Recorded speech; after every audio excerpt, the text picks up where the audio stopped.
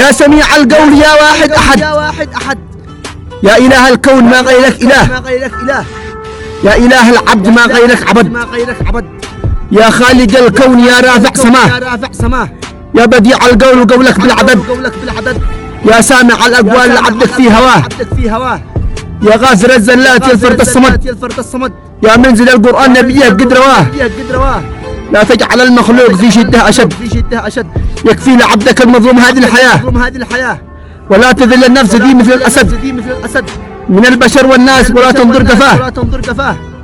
لا تجعل المخلوق يتمنى لحد ولا تجعل للشخص يتمنى دواه. فرج على عبدك ذي همه وجد واشفي على عبدك وارفع مستواه. أنت الرحيم في عبدك وأنت السند. اشفي على عبدك ذي همه كواه. والسلام.